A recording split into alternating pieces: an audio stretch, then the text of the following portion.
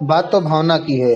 कहते हैं शब्दों की तुलना में उचित निहित बात की भावना कीमत ज्यादा है। कभी कभी मैंने अपने जीवन में तथा अन्य जगह देखा है कि शब्द बोले नहीं जाते, लेकिन शब्दों के पीछे के भाव एक तो शब्द में ही आ जाते हैं। कुछ समय पूर्व संतों के द्वारा कहा गया कि एक की भावना बदलती है तो दूसरे की भावना भी बदल जाती है, क्योंकि हम जैसा देंगे वैसा ही किसी से प्राप्त करेंगे।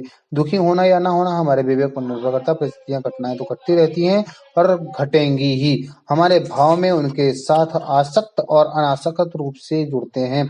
हाँ, तब हम दुखी हों या ना दुखी होते हैं। जिन हम जैसे संयोग चाहते हैं वो होने से खुश और उसके संयोग वियोग से दुखी होते हैं। हम सम भाव रखें, घटनाओं के साथ लगाव ना रखें, तो हम घटनाओं से प्रभावित नहीं होते, खुश होंगे एक जैसे।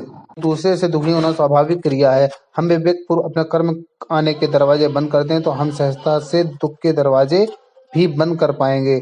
जब तक जीवन है तब तक समन्वय के साथ जीना सीख जाएं तो हम अनगंत का मार्ग अपनाकर दुख से दुखी नहीं होंगे।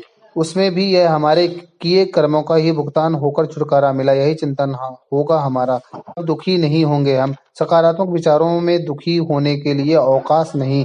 हमें परोपकार, आध्यात्मिकता, सत्कर्मों में अपना ध्येय रखना चाहिए।